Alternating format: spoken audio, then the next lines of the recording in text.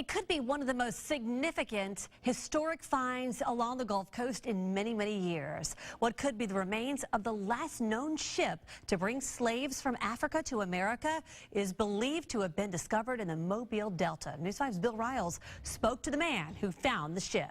Environmental and investigative reporter Ben Rains believes this is the resting place of the Clotilda, the last ship to bring slaves from Africa to North America. You know, we've got an old ship in the right place. And while other things need to be verified, Rains says he definitely believes it is the Clotilda. It's circumstantial at this point. We won't know anything concrete until, they dig in, literally dig it up. In a story for AL.com, Rains said he took a shipwright and 2 archaeologists to the site he discovered about 2 weeks ago when a cold north wind brought an extremely low tide, exposing the wood and metal indicative of the mid-1850s when the Clotilda was made.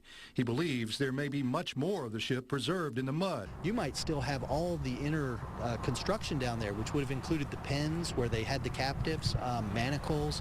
We might find, casks of different supplies. The Clotilda arrived in Mobile with as many as 160 slaves, but federal authorities caught wind of the illegal venture. The captain offloaded his cargo onto a riverboat and set Clotilda ablaze and adrift. The Africans went into slavery in various locations, but after the Civil War, they were freed. A group asked one Mobile landowner, Timothy Mayer, for some land. That group settled here in what they called Africatown. A lot of the survivors of the Clotilda are buried here. This is the old part of the Plateau Africatown Cemetery. And those survivors include the last known survivor of the Clotilda, Cudjoe Lewis. What I hope is finding the ship, if this is it, gives people a reason, one, to investigate a little more, to pay attention to Africatown. Rains says he hopes archaeology work on the ship can begin soon. In Africatown, Bill Riles, News 5. Well, the Mobile City Council talked about the discovery at today's meeting and discussed having the Mobile History Museum oversee the project to help preserve the history.